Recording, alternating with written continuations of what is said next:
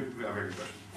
And then it also lets you change some parameters over the length of an entire grain. Basically, the only one you can do is the amplitude, so it lets you articulate it with a certain amplitude over your 10 to 100 millisecond grain. All these parameters can either be envelopes or scalars, and they also all have a spread control, which is the amount of randomness around it. So you get some jitter if you want pitch, but want to have randomness around it. If you want amplitude, but don't want it to be a constant steady state, you can use those parameters for, I think, every envelope, or every parameter. So this is kind of an example of how you would, I'm not going to talk much about the code, but just so you can see how little goes into it. You can create very large gestures with only a few parameters. This is what the code would look like to call it in Grace, and this is kind of a schematic of what it's saying. So this code is saying we want to make a sound that's 10 seconds long using this Von Russell, which is just white noise sound basically. It's going to pan from left to right. The duration of the grains is going to start out long at 100 milliseconds, ramp down to very short grains in the middle, then ramp back up and back down. And the overall amplitude of the whole gesture is going to be kind of your typical ADSR envelope. And all the grains just have this attack curve. So I'll play this so you can, hopefully we can see, it's pretty clear how those parameters are influencing the sound.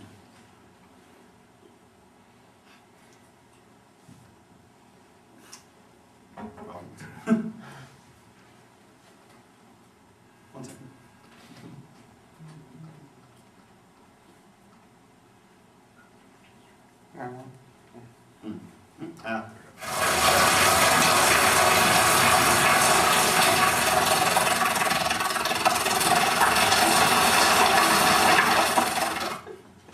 So is it clear to everyone how these parameters, it's pretty blatant. Did you just do that with your stick? I wanted to do the grain duration too, but I didn't know how to transfer it into dance.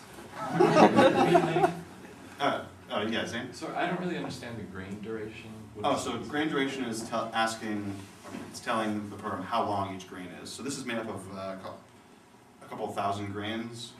They start off being long, so a tenth of a second, and then in the middle they get to the, they're only. So those lists are envelopes. Yeah, and so like the panning envelope is right here, grain degree, starts at 00190, so it sweeps from one end of the spectrum all the way to the other.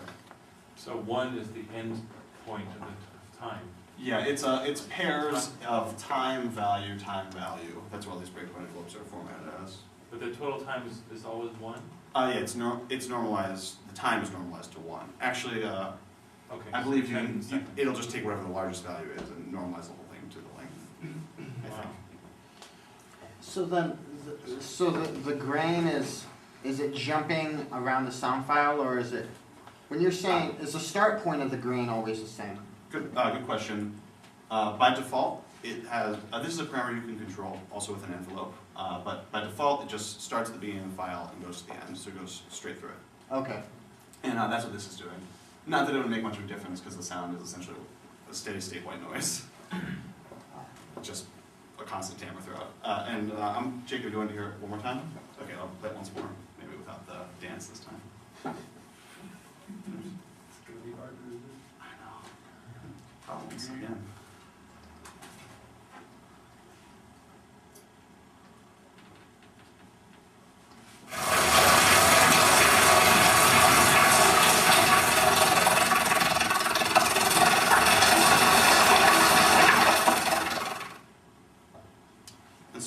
Another example, this isn't using all the parameters.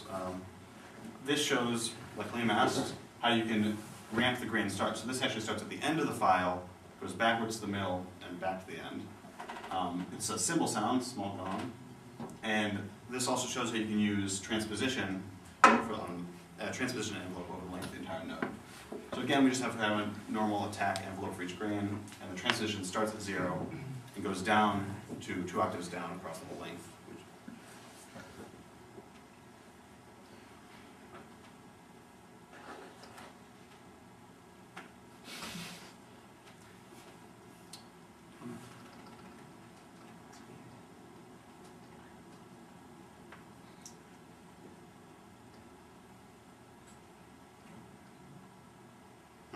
Okay, I think we've lost this one. I'll come back to the end, I'll render in a file and show you. So a few pieces that you guys should mostly be familiar with, because these have all been 3 of the 4 have been performed during the last semester. Sound States a few weeks ago, Ching-Wen Chow's piece. It was Andy Miller gave a really great performance of it at Granite Great Hall. The tape part was used Grani really heavily, mostly granularizing marimba and a couple of percussive sounds. I unfortunately don't have a recording of that. Professor Taube's piece, Alien Harp, uses time stretching with this instrument expand, and it's very closely related to Grani. It's just doing time expansion of, I think, plucked piano sounds mostly. Yes. Fernando Lopez-Lezcano has a piece that he's been performing. You can read about it on his website. And I have my bassoon solo that I premiered last semester at the New Music Ensemble concert. So I'll play a few excerpts from Taube's piece and my piece. There's Ludwig Brummer also in Germany's got a bunch of pieces that we do.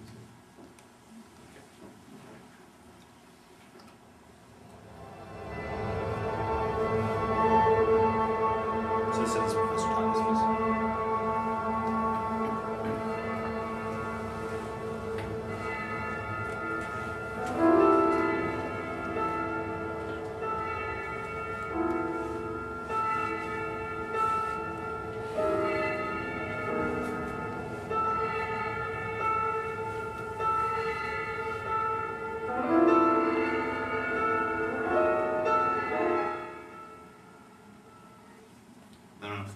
My piece, this is, all the sounds in here, or I'd say 90% of the sounds in this excerpt are using Grani. Some are granularized sustained tones to stretch them out, and some are getting these gnarly percussive sounds to get this rattling sound underneath everything.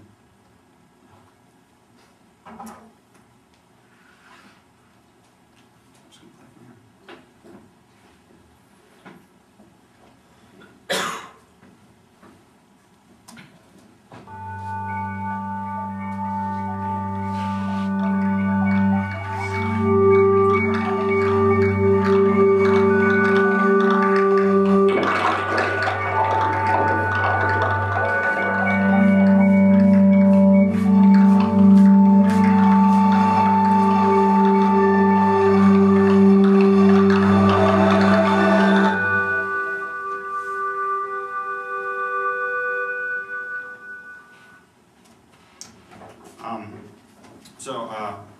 Those are a few examples of how people have used Grani.